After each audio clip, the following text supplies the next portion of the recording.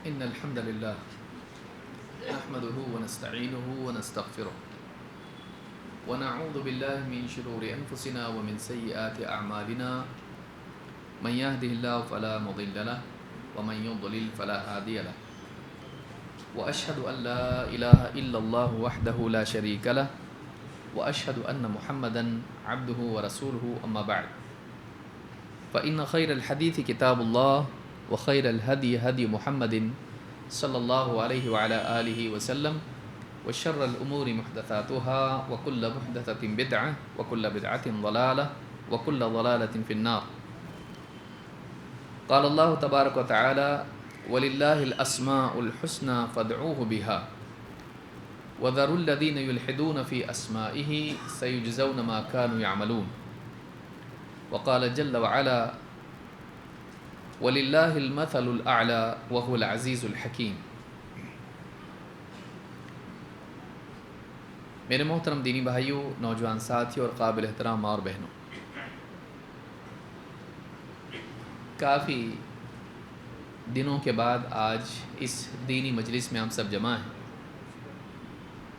اور جس عنوان پر ہمارے دروس کا سلسلہ چل رہا ہے یہ اللہ تعالیٰ کے اسماء و صفات سے متعلق قواعد کا بیان ہے. قواعد اسماء و صفات. اس سے پچھلے دروس میں ہم نے اللہ تعالیٰ کے اسماء سے متعلق، اللہ کے ناموں سے متعلق 5 قاعدے دیکھے تھے، اور اس کا مقصد یہ ہے کہ ہم اللہ کے بارے میں عقیدہ رکھنے میں غلطی نہ کریں. اللہ کے ناموں کے سلسلے میں غلطی کرنا چھوٹا جرم نہیں ہے. اللہ تعالیٰ نے فرمایا وَلِلَّهِ الْأَسْمَاءُ الْحُسْنَى فَادْعُوهُ بِهَا. اللہ تعالیٰ ہی کے لیے ہیں اچھے اچھے نام، تو تم اسے ان ناموں سے پکارو، اس سے ان ناموں کے ذریعے دعا کرو. وَذَرُوا الَّذِينَ يُلْحِدُونَ فِي أَسْمَائِهِ، اور چھوڑ دو انہیں جو اللہ کے ناموں کے معاملے میں انحراف کا راستہ، ٹیڑھا راستہ اپناتے ہیں. سَيُجْزَوْنَ مَا كَانُوا يَعْمَلُونَ، قریب ہی، جلد ہی انہیں ان کے کیے کا بدلہ ملے گا. تو یہ جو خبر ہے یہ وعید ہے کہ جو لوگ اللہ تعالیٰ کے ناموں کے معاملے میں غلط راستہ اپناتے ہیں، ایسے لوگوں کے لیے اللہ تعالیٰ کی طرف سے سزا کی وعید ہے. اے نبی آپ انہیں چھوڑ دیجئے، ان سے ہم نپٹیں گے. یہ انداز ہے اس بات کا. قریب ہے کہ اللہ تعالیٰ کی طرف سے ان پر دنیا میں یا آخرت میں سزا آئے. تو یہاں پر سین یقینی طور پر ہے. سیجزون ما کانوا یعملون، یقیناً ان کے کیے کا بدلہ ان کو مل کر رہے گا، یعنی ان کے اس غلط عمل کی سزا ان کو مل کر رہے گی.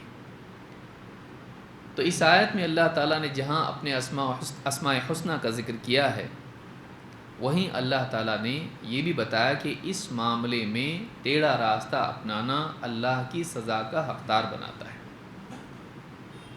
اس سے اس موضوع کی اہمیت معلوم ہوتی ہے کہ جب یہاں غلطی سے اللہ تعالیٰ کی سزا کا حقدار انسان بنتا ہے تو یہ چھوٹا جرم نہیں ہوا، یہ چھوٹی غلطی نہیں ہوئی جس پر اللہ کی طرف سے عذاب کی وعید ہو.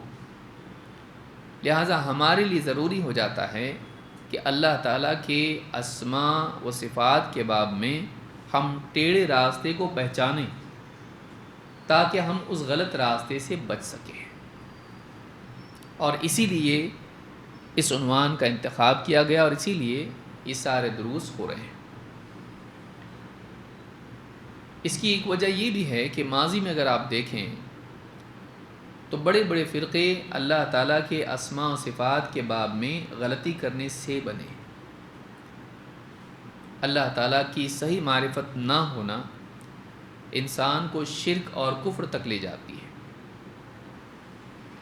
یہ اللہ کی معرفت میں، اللہ کی ذات و صفات کی پہچان میں غلطی ہے کہ لوگ بتوں کے آگے، قبروں کے آگے جھکتے ہیں اور ان سے نظر و نیاز کرتے ہیں. اگر واقعی وہ اللہ تعالیٰ کو پہچانتے، اللہ کی ذات و صفات، اس کی ربوبیت، اس کی الوہیت، اس کے اسماء و صفات کا صحیح علم ان کے پاس ہوتا اور اس کا واقعی یقین ان کے دلوں میں ہوتا، تو اس طرح کی غلط حرکتوں میں مبتلا نہیں ہوتے، اپنے دین و ایمان کو خراب نہیں کرتے، اپنی آخرت کو برباد نہیں کرتے۔ اور افسوس کی بات یہ ہے کہ بہت سارے یہ اعمال اللہ تعالیٰ سے قریب ہونے کی نیت کے ساتھ ہوتے ہیں، اور نتیجہ یہ ہوتا ہے کہ آدمی اللہ سے قریب ہونے کی بجائے دور ہوتا ہے۔ وہ قبروں پر جاتا ہے اللہ والوں سے قریب ہونے کے لیے کہ اللہ اسے اللہ سے قریب، اللہ والے اسے اللہ سے قریب کرے۔ ما نعبدهم الا ليقربونا الى الله زلفا، مشرکین بھی ایسے ہی کرتے تھے کہ ہم اپنے بتوں کی عبادت اسی لیے کرتے ہیں کہ یہ ہمیں اللہ سے کچھ اور قریب کریں۔ تو مقصود اللہ سے قرب ہوتا ہے، لیکن عمل غلط ہونے کی وجہ سے انسان اللہ سے قریب ہونے کی بجائے دور ہوتا ہے، بلکہ اللہ کی سزا کا حقدار بنتا ہے۔ کیوں؟ اس لیے کہ اس نے اللہ کے بارے میں صحیح معلومات جمع نہیں کی ہے، اللہ کو نہیں جانا۔ وما قدر اللہ حق قدرہ، انہوں نے اللہ کی قدر نہیں کی جیسی کرنی چاہیے تھی۔ تو اللہ تعالیٰ کے بارے میں صحیح علم کا نہ ہونا یہ انسان کو گمراہی کے راستے پر ڈالتا ہے۔ اور بعض اوقات انسان کے پاس اللہ کے بارے میں بکھری ہوئی معلومات ہوتی ہے، موٹی موٹی معلومات ہوتی ہے، اللہ ایک ہے، اللہ تعالیٰ قدرت والا ہے، اللہ تعالیٰ ہمارا مالک ہے، ہمارا رب ہے، بعض موٹی موٹی باتیں معلوم ہوتی ہیں۔ اگر انسان اسی پر کفایت کرے تب بھی ٹھیک ہے، لیکن اگر آدمی کے پاس صحیح علم نہ ہو اور اس وجہ سے وہ غلط عقائد اللہ کے باب میں قائم کر لے تو ایسا آدمی گمراہ ہو جاتا ہے۔ اس لیے بہت ضروری ہے کہ انسان اپنی استطاعت کے مطابق جتنی اللہ تعالیٰ نے اس کو استطاعت دی ہے، جتنی کیپیسٹی اللہ نے اس کو دی ہے، وہ اللہ کے بارے میں جاننے کی کوشش کرے۔ اور کیوں نہ جانے آدمی، اللہ تعالیٰ نے قرآن کریم میں چاہے مکی صورتیں ہوں یا مدنی صورتیں ہوں، اللہ تعالیٰ نے اپنے بارے میں بتایا ہے۔ یہ نہیں کیا کہ ایک صورت نازل کر دی قل هو اللہ احد بس ایسا اللہ، اور باقی سب چھوڑ دو، باقی سارے نماز، روزہ، زکوٰۃ اور اس طرح کے احکام نہیں۔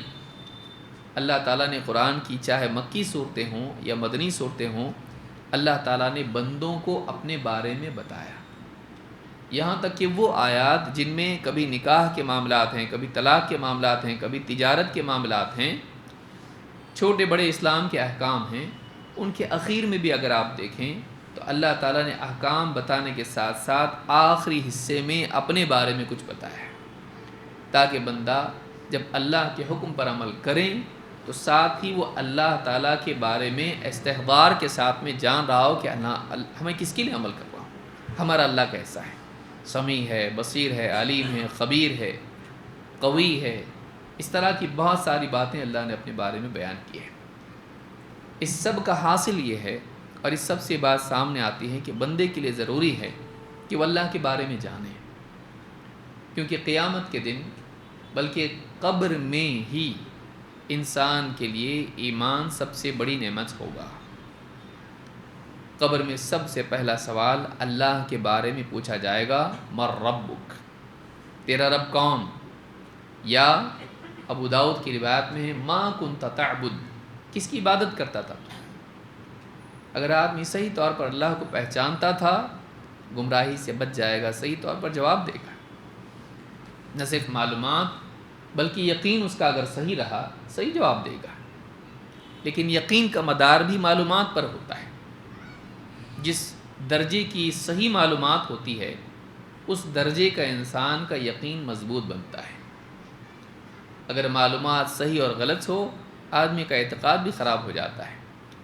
لہٰذا اپنے عقیدے کو صحیح کرنے کے لیے اور اپنے یقین کو پختہ کرنے کے لیے، اپنے ایمان کو مضبوط کرنے کے لیے اپنے علم کی اصلاح ضروری ہے، اور باقی سارے احکام کی اہمیت اپنی جگہ ہے، اللہ کے بارے میں جاننے کی اہمیت سب سے زیادہ ہے۔ اسی لیے ایمان کے ارکان میں سب سے پہلا رکن اللہ پر ایمان ہے، ماننے میں سب سے پہلے اللہ کو ماننا ہے۔ لہٰذا جاننے میں بھی سب سے پہلے اللہ کو جاننا چاہیے۔ اسی لیے آدمی جب اسلام میں داخل ہوتا ہے تو سب سے پہلا کلمہ اشہد اللہ الہ الا اللہ و اشہد ان محمد رسول اللہ پڑھتا ہے۔ سب سے پہلے اللہ کے بارے میں اللہ کے معبود برحق ہونے کا اعتقاد اور اظہار اور شہادت وہ دیتا ہے۔ تو اللہ کے بارے میں جاننا جڑ بنیاد ہے۔ اس کے بغیر نہ زندگی میں تقویٰ آ سکتا ہے، نہ اس کے بغیر سماج میں اصلاح ہو سکتی ہے، نہ انسان کی عبادات میں اخلاص اور قوت پیدا ہو سکتی ہے، نہ انسان دینی اور دنیوی اعتبار سے فتنوں میں، آزمائشوں میں، مصیبتوں میں ٹک سکتا ہے۔ اللہ کی معرفت انسان کے لیے ضروری چیز ہے۔ تو پچھلے دروس میں ہم نے اللہ کے اسماء سے متعلق باتیں دیکھی تھی اور 5 قاعدے ہم نے سیکھے اور وہ حصہ مکمل ہو گیا۔ یہ 5 قاعدے کیا ہیں؟ کیونکہ آگے بڑھنے سے پہلے پچھلا جو ہم نے سیکھا تھا اس کا اعادہ ضروری ہے۔ ایسا نہ ہو کہ ہم آگے بڑھ رہے ہیں اور پیچھے کا کچھ یاد نہیں۔ 5 قاعدے ہم نے اللہ کے بارے میں، اللہ کے ناموں کے بارے میں دیکھے۔ وہ قاعدے کیا ہیں؟ کون بتائے گا؟ نمبر 1، اچھے ہیں؟ کیا اچھے ہیں؟ اللہ کے سب نام اچھے ہیں۔ پہلا قاعدہ یہ ہے کہ اللہ تعالیٰ کے تمام اسما کیسے ہیں؟ الحسنی ہیں۔ حسن کے اعتبار سے، خوبی کے اعتبار سے، کمال کے اعتبار سے، ہر اعتبار سے بہتر ہے۔ اس میں کسی قسم کا عیب اور نقص یا کمی نہیں ہے۔ یہ پہلا قاعدہ ہوا۔ دوسرا قاعدہ، اللہ کے نام اسما بھی ہیں یا اعلام بھی ہیں اور اوصاف بھی ہیں، یعنی وہ صرف نام نہیں ہے بلکہ ان ناموں سے جو صفت سامنے آتی ہے اللہ تعالیٰ ان اوصاف سے، صفات سے متصف بھی ہے۔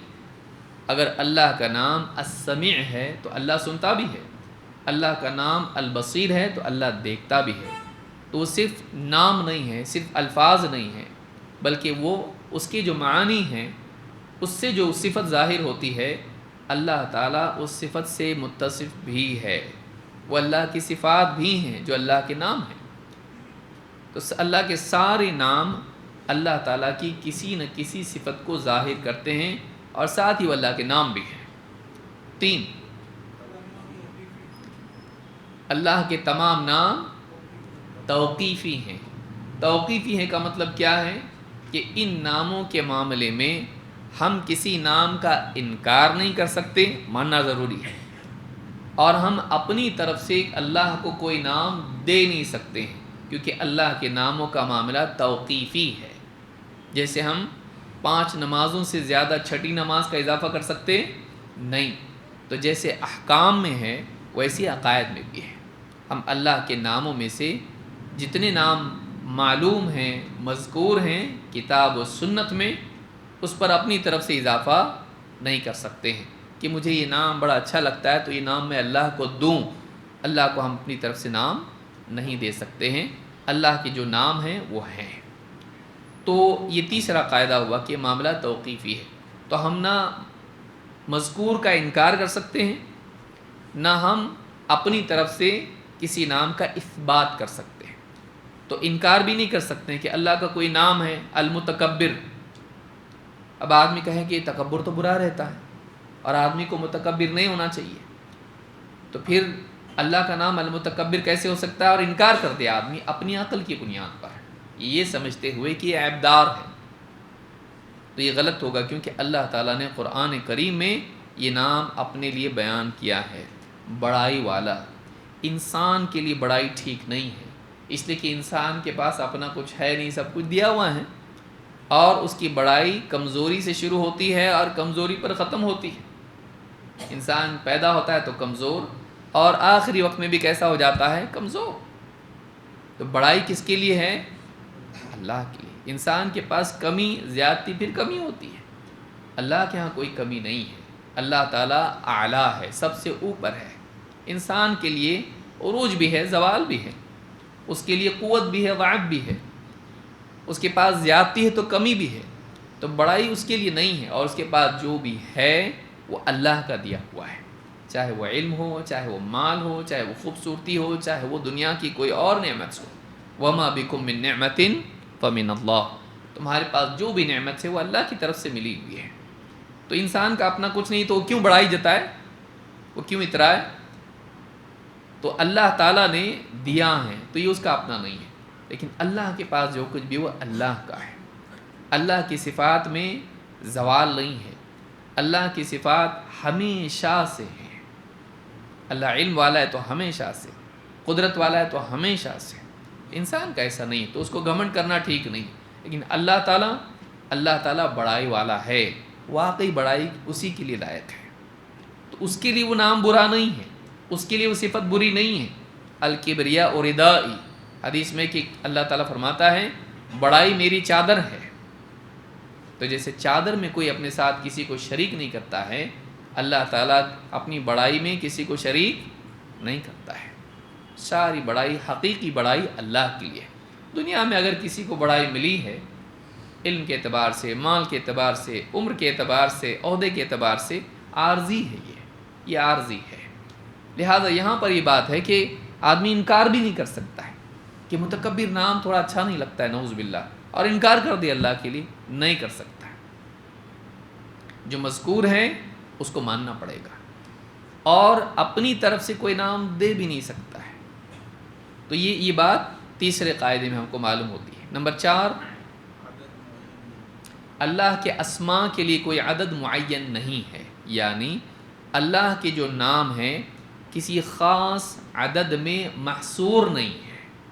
ہم نہیں بول سکتے اللہ کے 100 نام ہی ہیں، 1000 نام ہیں، 70,000 نام ہیں، ہم کوئی عدد نہیں بتا سکتے۔ اللہ کے نام کتنے ہیں وہ اللہ جانتا ہے۔ اللہ کے نام کتنے ہیں یہ کون جانتا ہے؟ صرف اللہ جانتا ہے۔ ان کی ایک گنتی ہے، لیکن وہ کون جانتا ہے؟ اللہ جانتا ہے۔ اللہ نے ہم کو جتنے نام بتائے اتنے ہم جانتے ہیں، ہمارے نبی صلی اللہ علیہ وسلم نے ہم کو جتنے نام بتائے اتنے ہم جانتے ہیں۔ اس کے علاوہ کتنے نام ہیں ہم نہیں بتا سکتے، اس کی گنتی بھی نہیں بتا سکتے، ان کی تعیین بھی نہیں کر سکتے۔ تو یہ چوتھا قاعدہ ہوا۔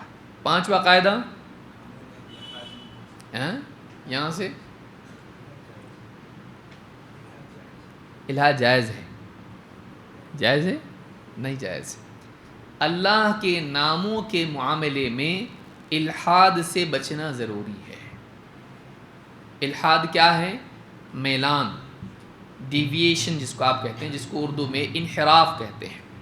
سیدھا جانے کی بجائے، صراط مستقیم کا طریقہ اپنانے کی بجائے، راستہ اپنانے کی بجائے آدمی ٹیڑھا راستہ اپنائے، گمراہ ہو جائے۔ اور گمراہی کیا ہے؟ اللہ کے ناموں کے بارے میں وہ طریقہ اپنانا جو پچھلے گمراہ لوگوں نے اپنایا، انکار کر دینا، اس میں سے اللہ کے ناموں میں سے بتوں کے نام بنا لینا، اللہ کو وہ نام دینا جو اللہ کا نہیں ہے۔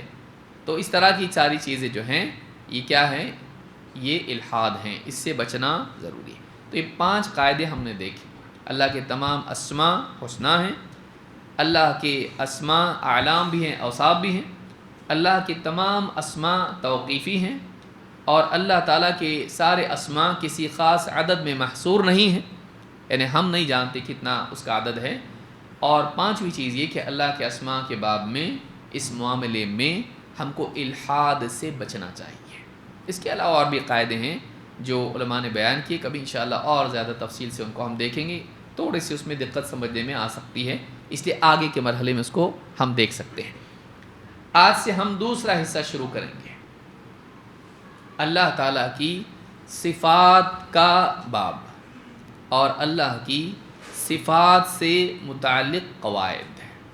وہ کیا پرنسپلز ہیں جو اللہ کے ایٹریبیوٹس کے بارے میں ہیں، اللہ کی صفات کے بارے میں۔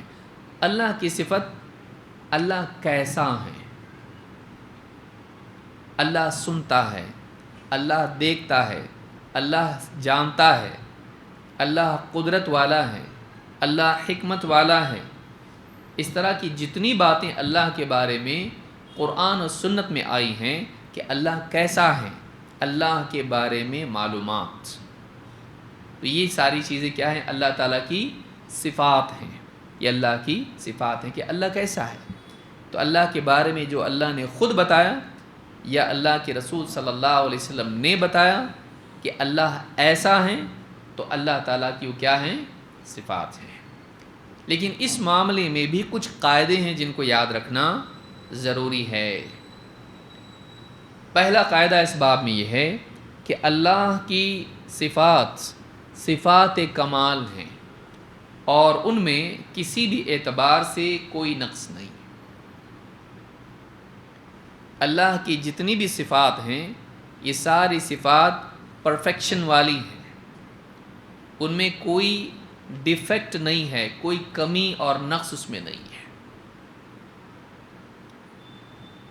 اس کو سمجھنے کے لیے پہلے ہم اپنے آپ کی طرف دیکھتے ہیں کہ ہم بہت کچھ جانتے ہیں. کیا ہم سب کچھ جانتے ہیں؟ نہیں جانتے ہیں. بہت ساری چیزیں ہم نہیں جانتے ہیں، اور ہم بہت کچھ جاننے کے بعد بھول بھی جاتے ہیں. تو ہمارا جو علم ہے یہ دو مصیبتوں کے درمیان ہے. مسبوق بالجہل، کہ اس سے پہلے کیا ہے؟ جہل ہے، اور اس سے ملحق کیا ہے؟ نسیان.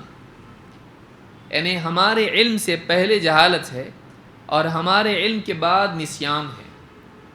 یعنی علم سے پہلے ہم نہیں جانتے تھے. واللہ اخرجکم من بطون امہاتکم لا تعلمون شیئا. اللہ نے تم کو تمہاری ماؤں کے پیٹ سے اس حال میں نکالا کہ تم کچھ بھی نہیں جانتے تھے. معلوم ہے کہ ہم پہلے نہیں جانتے تھے، پھر ہمارے پاس علم آیا. تو ہمارے علم میں ایک وقت ایسا تھا کہ ہمارے پاس علم نہیں تھا. پھر علم کے بعد میں انسان بھولتا بھی ہے. اسی لیے ہم کو دعا سکھائی گئی، ربنا لا تؤاخذنا ان نسینا او اخطانا. اے ہمارے رب، ہماری پکڑ نہ فرما اگر ہم بھول جائیں یا خطا کر جائیں. ہم بھول جائیں کہ ہمیں یاد ہی نہ آئے، یا ہم غلطی کر جائیں، صحیح کو غلط اور غلط کو صحیح سمجھ لیں. تو انسان کے علم میں ماضی کے اعتبار سے دیکھا جائے تو جہالت ہوتی ہے. پہلے نہیں معلوم تھا، چاہے آج کتنا ہی کیوں نہ معلوم ہو. بعد کے اس میں علم آنے کے بعد اس بات کا امکان ہمیشہ رہتا ہے کہ وہ جانی ہوئی چیز کو بھول جائے گا، یا جانی ہوئی چیز میں غلط فہمی کا شکار ہو کے غلط فہمی سے غلط فیصلہ کر دے گا، صحیح کو غلط اور غلط کو صحیح. لیکن کیا اللہ کے لیے ایسا ہے؟ یہ چیز نقص ہے، یہ چیز کمی ہے. نہ جاننا نقص ہے، ادھورا جاننا، صحیح کو غلط غلط کو صحیح، نقص ہے. جانے ہوئے کو بھول جانا نقص ہے. نقص کا مطلب کمی، ڈیفیکٹ. اللہ تعالیٰ ان تمام کمیوں سے، عیوب سے، نقائص سے پاک ہے. یہ ایک صفت کا معاملہ ہم نے دیکھا. وہ کون سی صفت ہے؟ کون سی صفت دیکھی ہم نے ابھی؟ کس کے بارے میں بات کر رہے ہیں ہم؟ ہاں، ابھی کس صفت کے بارے میں بات کر رہے ہیں ہم؟ علم کے بارے میں. اب کھانا کھا کے نہیں آئے. اللہ کا علم، اس علم سے پہلے جہل نہیں، اور اس علم کے بعد نسیان نہیں، اور اس علم میں غلطی نہیں ہے. اللہ کی معلومات میں کبھی غلطی نہیں ہوتی. اللہ کا علم کبھی خطا نہیں کرتا ہے. اللہ کا فیصلہ کبھی خطا نہیں کرتا ہے. تو اللہ کے بارے میں یہ ایک بات ہم نے دیکھی. ایسا ساری صفات کا معاملہ ہے کہ انسان اور دوسری مخلوقات، ان کے علم میں کمی ہوتی ہے. وہ سب کچھ نہیں جانتے. اللہ سب کچھ جانتا ہے. وہ جاننے کے بعد بھول بھی جاتے ہیں. اللہ نہیں بھولتا ہے. وہ جانے ہوئے میں بھی سمجھنے میں غلطی کر جاتے ہیں. اللہ تعالیٰ کبھی غلطی نہیں کرتا ہے. تو یہ اللہ کے علم کا معاملہ ہے. اور اسی طرح سے اللہ کی ساری صفات ہیں کہ ان میں کبھی کوئی عیب نہیں ہوگا. اللہ کی ساری صفات کمال والی ہیں، یعنی پرفیکشن اس کے اندر ہے، کوئی عیب ان میں نہیں ہے. شیخ ابن عثیمین رحمہ اللہ اس بات کو سمجھاتے ہوئے کہتے ہیں، صفات اللہ تعالی کلھا صفات کمال. اللہ تعالیٰ کی جتنی بھی صفات ہیں یہ سب کی سب صفات کمال ہیں. کمال کا میننگ کیا ہے؟ کمال کس کو کہتے ہیں؟ ہاں تھوڑا زور سے. پرفیکشن. لوٹے پٹے کہیں سے آئے آپ لوگ؟ کیا بات ہے، آپ لوگوں کو کوئی ڈیٹینشن میں رکھے تھے یا کچھ بہت بڑا دکھ آپ کو ہو گیا آج کے؟ کیا بھائی؟ ہاں کمال کا مطلب پرفیکشن ہوتا ہے، اور نقص یعنی کمی، عیب یعنی اس میں کمی، ڈیفیکٹ، اس کے اندر خلل. تو صفات اللہ تعالی کلها صفات کمال لا نقص فیہا بوجہ من الوجوہ. کسی بھی اعتبار سے اللہ کی صفات میں کوئی نقص، ڈیفیکٹ نہیں ہے، کسی بھی اعتبار سے نہیں. جیسے میں نے بتایا، علم کے پہلے کے اعتبار سے ہو یا علم کے بعد کے اعتبار سے ہو، یا حیات آپ لیجئے اللہ کی، اللہ زندہ ہے یا نہیں؟ دلیل؟ ہاں دلیل کیا ہے؟ یا حی یا قیوم، یا اللہ لا الہ الا هو الحی القیوم، آیت الکرسی میں جیسے ہے، حدیث میں بھی ہے، قرآن میں بھی ہے. تو اللہ الحی ہے. کیا انسان زندہ ہے؟ ہم زندہ ہیں، لیکن ہماری حیات کیسی ہے؟ ہماری حیات سے پہلے ہم تھے؟ نہیں تھے، ہم مردہ تھے، ہمارے اندر جان آئی. تو ہماری حیات سے پہلے عدم ہے، ہم موجود نہیں تھے. هل اتى على الانسان حين من الدهر لم يكن شيئا مذكورا. کہ انسان پر ایک ایسا زمانہ بھی گزرا ہے جب کہ وہ کوئی قابل ذکر چیز تھا ہی نہیں، اس کا وجود ہی نہیں تھا دنیا میں.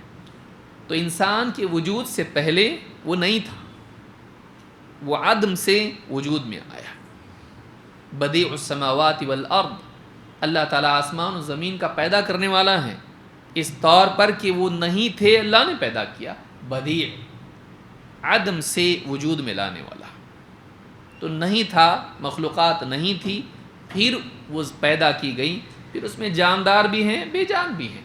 انسان جاندار ہے، لیکن انسان پہلے بے جان مادہ تھا، پھر اس میں روح آئی.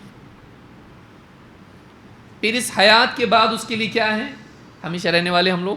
کل نفس ذائقۃ الموت. جو زندہ ہے اس کو موت آنے والی ہے. تو حیات سے قبل عدم اور حیات کے بعد موت، یہ انسان کے لیے مقدر ہے. پھر درمیان میں اور بھی چیزیں ہیں جو اس حیات کی کمزوری کا سبب ہیں. بہت کام کیے تو کیا ہو جاتے ہیں؟ تھک جاتے ہیں. تھک جاتے ہیں، انسان تھک جاتا ہے. تھک جاتے ہیں اور درس میں آ کے بیٹھتے ہیں تو کیا ہوتا؟ جمعہ کے خطبے میں اونگ آتی ہے. اور بہت زیادہ سفر میں سو نہیں پایا یا کچھ ہو گیا، گھر پہ آ کے کیا کرتے ہیں؟ پھر سو جاتے ہیں. رات ہو گئی تو سو جاتے ہیں. تو انسان کی جو حیات ہے اس میں کمزوری بھی ہے. مرنے والا تو ہے، لیکن مرنے سے پہلے اس میں کمزوری بھی ہے. پھر وہ بیمار بھی پڑتا ہے، وہ تھکتا بھی ہے. اس کے اندر مختلف اوقات میں، بچپن میں کمزوری تھی، جوانی میں قوت آئی، بڑھاپے میں پھر کمزوری آ جاتی ہے، اس میں عاجزی آتی ہے، پیرالسس ہو جاتا ہے انسان کو، اور آدمی بستر پر پڑا رہتا ہے، ہل بھی نہیں سکتا ہے. حالانکہ وہ زندہ ہے لیکن وہ حرکت نہیں کر سکتا ہے. عاجز، کمزور، بیمار، تھکا ہوا، اونگتا ہوا، سوتا ہوا. سوچیے. پھر اور ملحقات اس کے ساتھ میں ہیں، دکھی ہوتا ہے اور کتنے ساری پریشانیاں اس کے اوپر ہوتی ہیں. اس ساری اس کی حیات کے ساتھ کمیاں جڑی ہوئی ہیں جو اس کی حیات کو مقدر بنا دیتی. مقدر نہیں، مقدر، گدلا، کمزور، خراب، آف کر دیتی اس کو. یہ ساری چیزیں اس کے ساتھ، زندگی کے ساتھ جڑی ہوئی. اللہ تعالیٰ کی حیات حیات کاملہ ہے. نہ وہ کمزور ہے، نہ وہ عاجز ہے، نہ بیماری اس کے لیے ہے، نہ وہ کھانے پینے کا محتاج ہے. ہماری حیات کیسی ہے؟ کھانا پینا نہیں ملا ایک وقت تک، کہ اس کے بعد کیا ہو جاتا ہے؟ آدمی بھوک سے مر جاتا ہے، بھوک پیاس سے مر جاتا ہے. اس لیے ہم کو موت سے بچنے کے لیے بھوک پیاس کی شدید حالت میں مضطر کے لیے حرام بھی حلال کر دیا گیا ہے. مردار بھی کھا سکتا ہے جان بچانے کے لیے. کیوں؟ کیونکہ مر جائے گا ورنہ. تو انسان کی حیات غذا کی محتاج ہے، اللہ تعالیٰ محتاج نہیں ہے۔ تو اللہ تعالیٰ کی حیات کاملہ ہے، لیکن مخلوق کی حیات اللہ کی دی ہوئی حیات ہے، اور اللہ جب چاہے اس کو واپس لے گا، اور درمیان میں کتنے ہی حالات احوال اس پر گزرتے ہیں جو کمزوریاں اس کے اندر ہیں۔ اللہ تعالیٰ ان تمام کمزوریوں سے پاک ہے۔ تو اللہ کی جتنی صفات ہیں وہ صفات کیسی ہیں؟ صفات کمال، ڈیفیکٹ ان میں کوئی نہیں ہے۔ ہم نے دو صفات دیکھی، علم اور حیات۔ شیخ ابن عثیمین رحمہ اللہ فرماتے ہیں صفات اللہ تعالی کلھا صفات کمال، اللہ تعالیٰ کی جتنی بھی صفات ہیں یہ ساری کی ساری صفات کمال ہیں۔ لا نقص فیہا بوجہ من الوجوہ، کسی بھی اعتبار سے ان میں کوئی عیب نہیں ہے، نہ ابتدائی اعتبار سے نہ انتہائی اعتبار سے، اللہ ہمیشہ سے ہمیشہ رہے گا۔ اور اللہ تعالیٰ کی جتنی بھی صفات ذاتیہ ہیں ہمیشہ سے اللہ ان سے متصف رہا ہے۔ اللہ ہمیشہ سے علم والا، ہمیشہ سے قدرت والا، ہمیشہ سے حیات والا، یہ ساری صفات اللہ تعالیٰ کی ہمیشہ سے اللہ تعالیٰ ان سے متصف ہے۔ کہتے ہیں کل حیاتی والعلم والقدرتی والسمع والبصر والرحمة والعزة والحکمة والعلو والعظمة وغیر ذلك، جیسے مثال کے طور پر صفات اللہ کی بیان کی۔ کون سی صفات؟ حیات اللہ زندہ ہے، حیات والا ہے۔ علم، قدرت، سننا، ایسا نہیں کہ اللہ نعوذ باللہ پہلے نہیں سنتا تھا اب سنتا ہے، ایسا ہے نہیں۔ اللہ ہمیشہ سے سننے والا تھا، اور اللہ دیکھتا ہے، ہمیشہ سے دیکھنے والا تھا اور ہمیشہ دیکھنے والا رہے گا، اور کوئی چیز اس سے چھپی ہوئی نہیں، وہ سب کچھ دیکھتا ہے، حتیٰ کہ دلوں میں کیا ہے سب دیکھتا ہے۔ حدیث میں کیا ہے؟ ان اللہ لا ينظر الى صورکم واموالکم ولکن ينظر الى قلوبکم واعمالکم، اللہ تعالیٰ تمہاری صورتوں کو، تمہارے مالوں کو نہیں دیکھتا، بلکہ وہ تمہارے دلوں کو اور اعمال کو دیکھتا ہے، اور کوئی چیز اللہ سے چھپی ہوئی نہیں ہے۔ اللہ تعالیٰ البصیر ہے، وہ سب کچھ دیکھتا ہے۔ اور رحمہ، اللہ کی رحمت، ورحمتی وسعت کل شیء، اللہ کی رحمت ہر چیز پر چھائے ہوئے ہے، کوئی چیز اللہ کی رحمت سے باہر نہیں ہے، کوئی ایسا نہیں کہ جس کو اللہ کی رحمت کا کچھ نہ کچھ حصہ نہ ملا ہو۔ والرحمہ والعزہ، بلکہ گناہ گار بھی، کفار بھی، اللہ کی شان میں گستاخیاں کرنے والے بھی، ان کو بھی اللہ تعالیٰ دنیا میں ان کے لیے بارش برساتا ہے، ان کو غذا دیتا ہے، ان کے لیے ہوا چلتی ہے، وہ سانس لیتے ہیں، وہ چلتے پھرتے ہیں، ان کا جسم ان کا ساتھ دیتا ہے۔ یہ ساری قدرت کون دیتا ہے؟ ان کو اللہ دیتا ہے۔ تو کافر سے کافر، بدتر سے بدتر، حتیٰ کہ فرعون بھی، ابلیس بھی، اللہ تعالیٰ نے اس کے لیے بھی دنیا میں وسائل رکھے ہیں۔ اسی لیے اللہ تعالیٰ نے فرعون کے پاس موسیٰ علیہ السلام کو بھیجا، اذهب الى فرعون انه طغى، بتایا سرکش ہو گیا ہے، لیکن کہا فقولا له قولا لینا لعله يتذکر او یخشی۔ اللہ تعالیٰ نے اپنی وحی دے کر موسیٰ علیہ السلام جیسی عظیم الشان شخصیت کو، نبی اور رسول کو فرعون کے پاس بھیجے۔ اللہ کی رحمت نہیں ہے؟ ہدایت کے لیے اس کو اللہ نے حق اس تک پہنچایا، پھر بارش کا برسنا، اناج کا اگنا، لباس کا ملنا، صحت کا ملنا، اور جسمانی صلاحیتوں کا انسان کو ملنا، اور موقع کا ملنا توبہ کے لیے۔ یہ ساری چیزیں کیا ہیں؟ اللہ کی رحمت نہیں ہے؟ گناہ گار کو بھی اللہ موقع دیتا ہے توبہ کے لیے۔ تو کالحیات والعلم والقدرت والسمع والبصر والرحمت والعزہ، العزہ اللہ تعالیٰ سب پر غالب ہے، ہمیشہ سے غالب ہے، اور اللہ کا کوئی بگاڑ نہیں سکتا ہے، اللہ کے مقابلے میں کوئی ٹک سکتا نہیں، اللہ کو کوئی ضرر پہنچا سکتا نہیں، اللہ سب پر غالب ہے۔ تو والعزت والحکمہ، اللہ حکمت والا ہے، اللہ جو کرتا ہے بالکل صحیح کرتا ہے، جب کرنا ہوتا ہے، جیسے کرنا ہوتا ہے، وہی مناسب سے مناسب تر ہوتا ہے۔ اس سے بہتر کچھ نہیں ہو سکتا، اس سے بہتر کچھ ہو سکتا ہے نہیں۔ اور والعلو، اللہ سب سے اوپر ہے، اپنی ذات کے اعتبار سے بھی اور اپنی صفات کے اعتبار سے۔ اللہ سب سے اوپر ہے، خود اللہ تعالیٰ اوپر ہے، اور اللہ کی صفات بھی سب سے اونچی اور اعلیٰ ہیں۔ اللہ کے برابر اس کی صفات میں کوئی نہیں ہو سکتا ہے، اللہ جیسا علم، اللہ جیسی قدرت نہیں۔ اللہ سب سے اونچا ہے اپنی صفات کے اعتبار سے بھی اور ذات کے اعتبار سے بھی۔ اسی لیے بندے اللہ کی طرف، آسمان کی طرف دیکھتے ہیں، اوپر کی جہت میں دیکھتے ہیں جب دل اللہ کی طرف متوجہ ہوتا ہے۔ تو انسان کی فطرت میں اللہ نے رکھا ہے کہ اللہ کے لیے علو ہے، اللہ کے لیے اونچائی ہے۔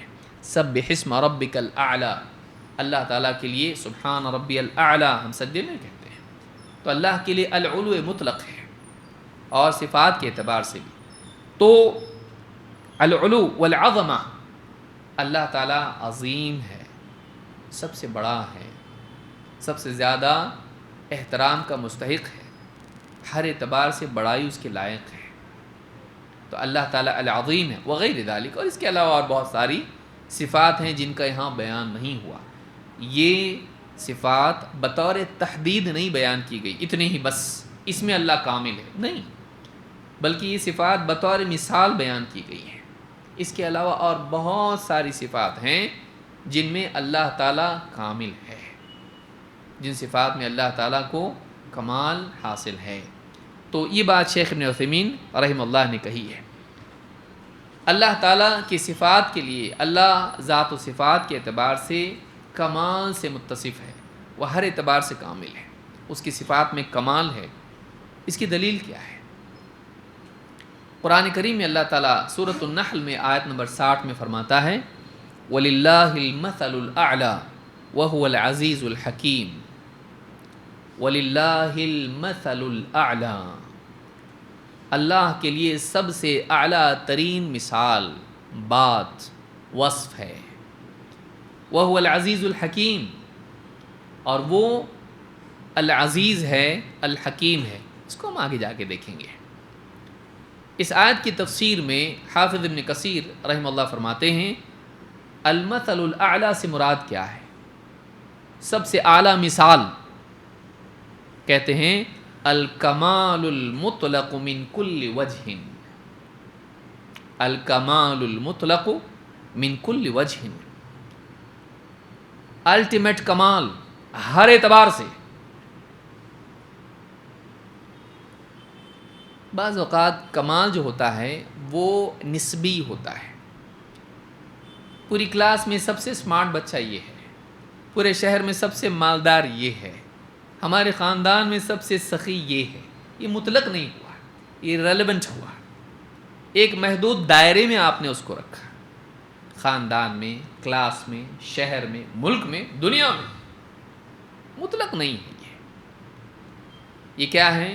یہ کیونکہ دنیا میں آج ہے، لیکن ماضی میں بھی لوگ تھے، آنے والے بھی لوگ ہیں، ان کے مقابلے میں نہیں رہا ہو۔ اس سے پہلے سخی لوگ گزر چکے ہیں، اس سے پہلے قوی گزر چکے ہیں۔ اللہ نے بتایا تم سے پہلے زیادہ قوت والے تھے، تم کیا ہو، تمہارے پاس قوت ہے، تم سے پہلے گزرے ہیں، وہ پہاڑوں میں گھر بناتے تھے، تم سے زیادہ قوی تھے۔ تو کمال مطلق جو ہوتا ہے یہ مخلوق کو نہیں ملتا، زمانی مکانی اعتبار سے یا خود اپنے دور کے اعتبار سے بھی اس میں تغیرات ہوتے رہتے ہیں، کمی زیادتی ہوتی رہتی ہے۔ اللہ رب العالمین کے لیے کمال مطلق ہے، اس میں کبھی کمی نہیں ہے، اس میں کبھی کمی نہیں ہے۔ تو کہا وَلِلَّهِ الْمَثَلُ الْأَعْلَى۔ تو ابن کثیر رحمۃ اللہ علیہ فرماتے ہیں الکمال المطلق، الٹیمیٹ، آخری حد جس کو کہا جا سکتا ہے، جبکہ حد نہیں ہے اللہ کے لیے، زیادہ سے زیادہ، بڑے سے بڑا، سب سے، جس کو ساری چیزوں کو شامل ہو، جس کی کوئی حد بندی نہ ہو، زمانی اعتبار سے، مکانی اعتبار سے کوئی حد بندی نہ ہو۔ اللہ تعالیٰ ہر صفت میں کمال رکھتا ہے کہ پہلے اللہ تعالیٰ بہت علم والا تھا، نعوذ باللہ آج نہیں ہے، پہلے اللہ تعالیٰ بہت قدرت والا تھا، آج نہیں ہے، یا فلانے دور میں، فلانے ملک میں اللہ قدرت والا ہے، دوسرے ملک کے لیے نہیں، قدرت اس کی چلتی نہیں، فلاں حالات کو اللہ جانتا ہے، فلاں چیزوں کو نہیں جانتا۔ اجالے کے جانتا ہے، اندھیری کی چیزیں نہیں جانتا، ظاہر کو جانتا باطن کو نہیں جانتا، ایسا نہیں ہے۔ المطلق جو سب کو شامل ہو، جس کو کسی اعتبار سے قید نہ کیا جا سکے، اس کو کسی کنڈیشن سے لمیٹڈ نہ کیا جا سکے، ایسا کمال جس کو محدود نہ کیا جا سکے، جس کے لیے کوئی قیودات نہ رکھی جا سکے، کمال مطلق۔ تو کہتے ہیں الکمال المطلق من کل وجہ، ہر اعتبار سے، کسی بھی اعتبار سے اس کے لیے کوئی قید نہ ہو، ہر اعتبار سے کامل ہے۔ شیخ ابن عثیمین رحمہ اللہ فرماتے ہیں والمثل الاعلی هو الوصف الاعلی، المثل الاعلی هو الوصف الاعلی، سب سے اعلیٰ صفت اگر کسی کی ہو سکتی ہے تو اللہ کی ہے، علم میں، حکمت میں، قدرت میں، حسن میں، رحمت کے اعتبار سے، کسی بھی قدرت کے اعتبار سے، عدل کے اعتبار سے، عدل کا ذکر نہیں آیا تھا یہاں پہ، عدل کے اعتبار سے، ان اللہ لا یظلم مثقال ذرہ، اللہ تعالیٰ ذرہ برابر بھی ظلم نہیں کرتا ہے، وہ کفار کے ساتھ بھی ظلم نہیں کرتا ہے، ان کے ساتھ جو اس کے باب میں ظلم کرتے ہیں، وہ مشرکین کے ساتھ بھی ظلم نہیں کرتا ہے، ان الشرک لظلم عظیم، لیکن مشرک کے ساتھ بھی وہ ظلم نہیں کرتا ہے۔ تو اللہ تعالیٰ کے لیے کمال مطلق ہے، اور وصف کے اعتبار سے، صفت کے اعتبار سے اس کی صفات اعلیٰ ترین صفات ہیں، ان میں کسی اعتبار سے کوئی نقص نہیں ہے۔ قتادہ رحمہ اللہ فرماتے ہیں، اور اللہ کے لیے اعلیٰ ترین وصف کیا ہے؟ قتادہ رحمہ اللہ فرماتے ہیں وَلِلَّهِ الْمَثَلُ الْأَعْلَى قَالَ الْإِخْلَاصُ وَالتَّوْحِيدُ، اللہ کے لیے سب سے اونچی بات ہے، سب سے اونچی صفت ہے، وہ معبود ہے، اور کوئی معبود نہیں ہے، اس سے بڑھ کے مقام کیا ہو سکتا ہے؟ اللہ کے لیے سب سے اونچا وصف ہے، وہ سارے بندوں کی ظاہری و باطنی، قولی و فعلی ساری عبادات کا اکیلا حقدار ہے، معبود ہونے کا مقام صرف اس کو حاصل ہے، سب سے اونچا مقام اس کو ہے، اور کسی کو نہیں ہے، اور التوحید اس کے لیے ہے، وحدت، ربوبیت میں، الوہیت میں، اسماء و صفات میں وہ سب سے الگ ہے، اس کی برابری کا کوئی نہیں، نہ رب ہونے کے اعتبار سے، نہ معبود ہونے کے اعتبار سے، اور نہ اسماء و صفات میں کوئی اس کی برابری کا نہیں ہے۔ تو کہتے ہیں کہ وَلِلَّهِ الْمَثَلُ الْأَعْلَى، کہتے ہیں الاخلاص والتوحید، التوحید میں ساری چیزیں شامل ہو گئیں، ربوبیت، الوہیت، اسماء و صفات، الاخلاص میں بندوں کے سارے اعمال آ گئے، کہ بندوں کے اعمال کا، عبادات کا اکیلا حقدار خالص اللہ تعالیٰ ہے، اور توحید اسی کے لیے ہے، وحدت اسی کے لیے ہے، وہی اکیلا رب ہے، وہی اکیلا معبود ہے، اور وہی اکیلا ہے اپنی ذات و صفات میں، اپنے اسماء و صفات میں یکتا منفرد ہے، جس کا کوئی مثیل، کوئی ظہیر، کوئی اس کا عدل نہیں ہے۔ ان الذین کفروا بربہم یعدلون، جرم کیا ہے کفر کرنے والوں کا؟ وہ رب کے برابر کسی کو بناتے ہیں، اپنے رب کے برابر کسی کو کوئی برابر نہیں اس کا، توحید اسی کے لیے ہے، کوئی برابر نہیں اس کا، معبود بننے کا حقدار وہی ہے، لا الہ الا ہو، کوئی اس کے برابر نہیں ہے، کوئی اس کی طرح نہیں ہے، لیس کمثلہ شیء، لیس کمثلہ شیء، اس کی طرح، اس کے مثل کوئی چیز نہیں ہے، کوئی بھی نہیں ہے، تو توحید اسی کے لیے ہے۔ تو یہ سب سے اونچا مقام اگر ہے، سب سے اونچی مثال اگر ہے تو اللہ کے لیے ہے۔ یہ امام ابن جریر الطبری نے اپنی تفسیر میں ذکر کیا ہے، اور یہ کس کا قول ہے؟ قتادہ، یہ تابعی ہے۔ بغوی رحمہ اللہ فرماتے ہیں، یہ مفسر ہیں اور بہت پرانے ہیں، ابن کثیر سے بھی پہلے کے ہیں، کہتے ہیں وَلِلَّهِ الْمَثَلُ الْأَعْلَى الصِّفَةُ الْعُلْيَا، صفات میں سب سے اونچی صفات اگر ہیں تو اللہ کے لیے ہے، صفات میں علو، اعلیٰ ترین صفات اگر کسی کی ہیں تو اللہ کی ہے، وَهِيَ التَّوْحِيدُ وَأَنَّهُ لَا إِلَٰهَ إِلَّا هُوَ، اور وہ کیا ہے؟ وہ توحید ہے، یکتا ہونا، یہ کمال ہے، اللہ جیسا کوئی نہیں ہے، اللہ کے برابر کوئی نہیں، اتنا اوپر ہے وہ، اتنا اعلیٰ ہے وہ کہ اس کی برابری کا کوئی ہے ہی نہیں کسی چیز میں۔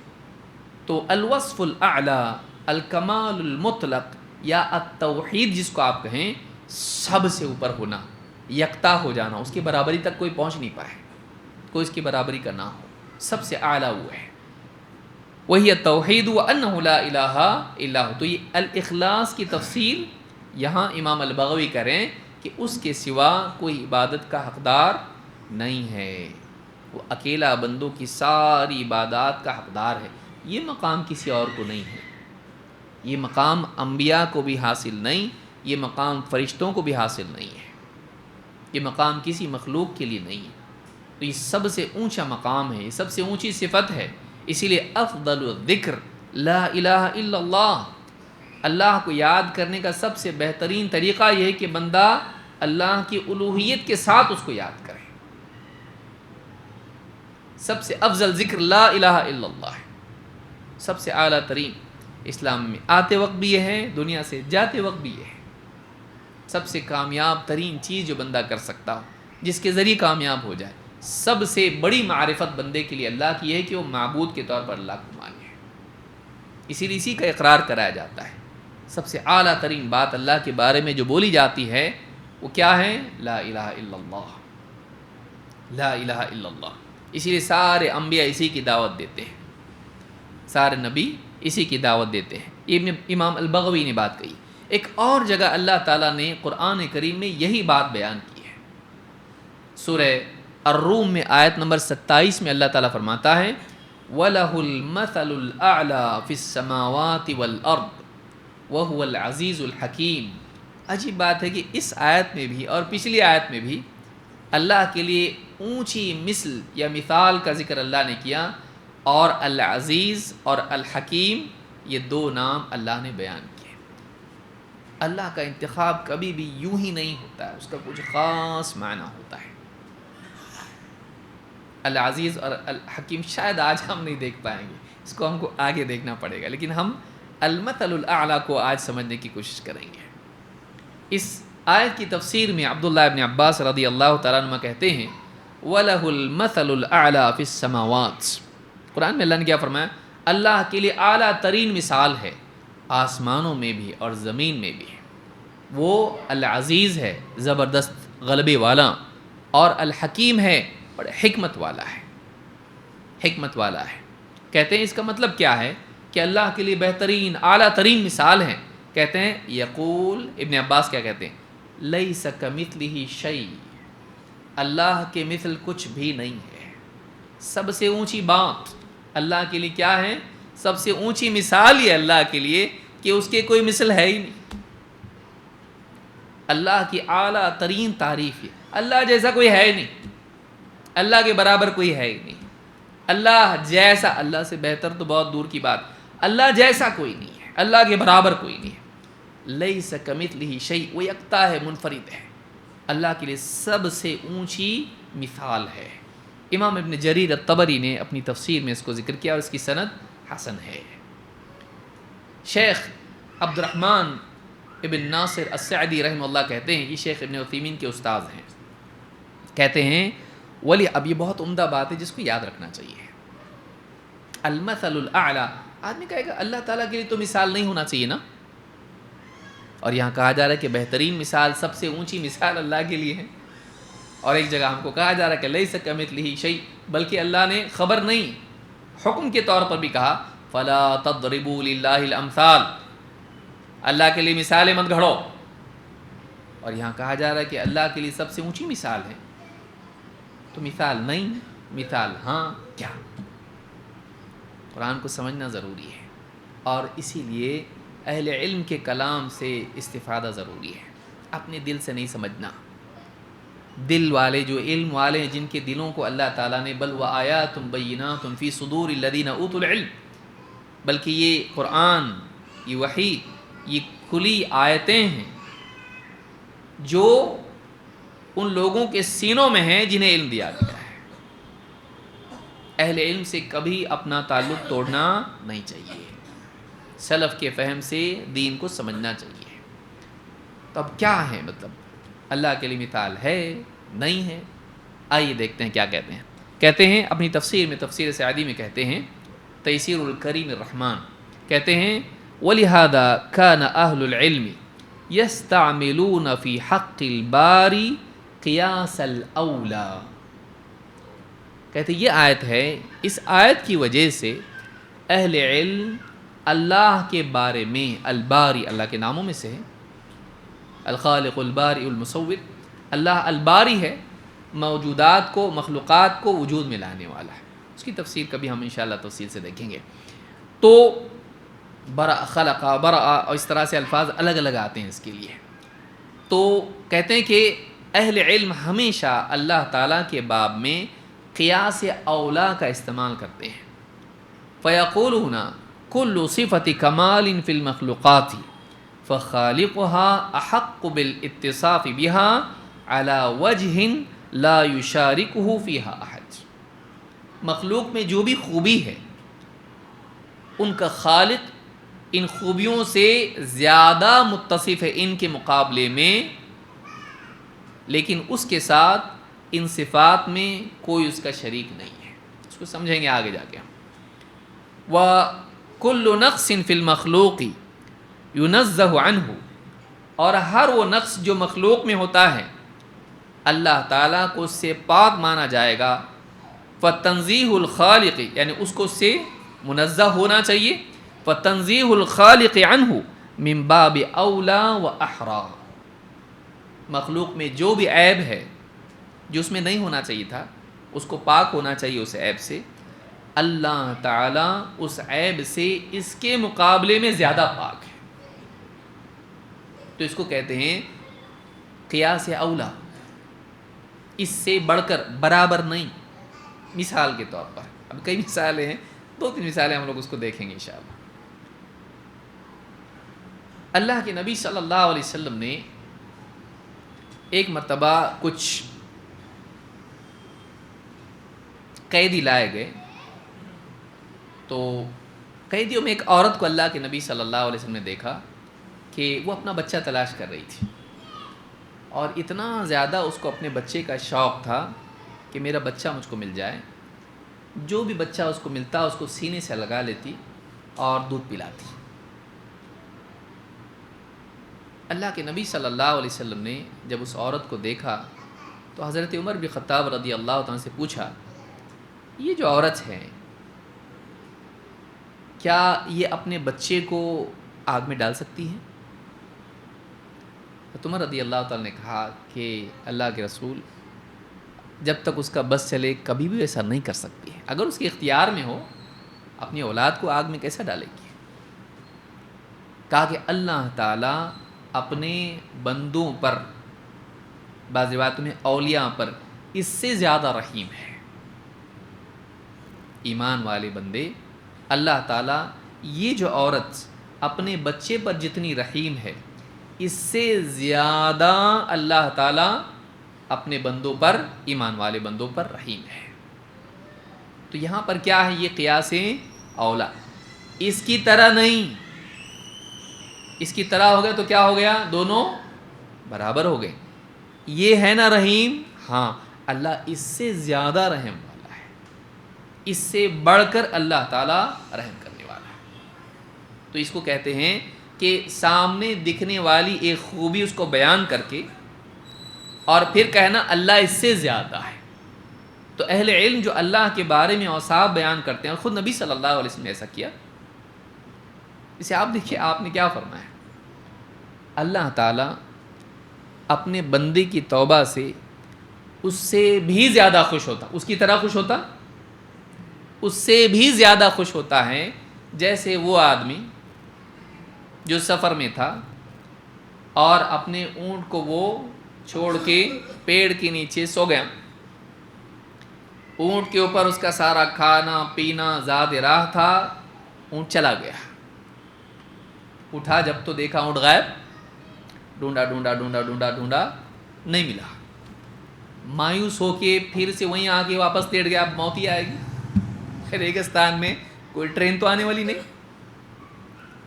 اب کچھ دور دور تک کچھ دکھائی نہیں دے رہا, اور جس پر میری زندگی کی بقا کا سامان تھا وہ سب چلا گیا. اب موت ہی بچی ہے. واپس آنے کے امکانات تو ان کے دکھائی نہیں. تو بہت ہاں واپس آیا میں مالک. نہیں ہو سکتا ایسا. اس نے امید کھو دیا اور سو گیا. جب آنکھ کھلی تو دیکھا کہ پورے زاد راہ کے ساتھ وہ اونٹ وہی موجود ہے. اتنا خوش ہوا کہ زبان سے نکلا, اے اللہ میں تیرا رب, تو میرا بندہ. اخطأ من شدت الفرح, خوشی کی شدت کی سے آدمی کیا ہو گیا, بولنے میں بات گڑبڑا کے الٹا بول گیا. اتنا خوش ہوا. اللہ تعالیٰ اس سے بھی زیادہ خوش ہوتا ہے جب بندہ واپس لوٹ آتا ہے. جیسے یہ اونٹ واپس آنے پر خوش ہوا. اونٹ بھٹک گیا تھا, چھوڑ کے چلا گیا تھا, پھر واپس آیا, خود سے آیا. اللہ تعالیٰ بندہ گناہ گار گیا, چھوڑ کے دور گیا, لیکن پھر واپس لوٹ آیا, توبہ کیا اللہ سے.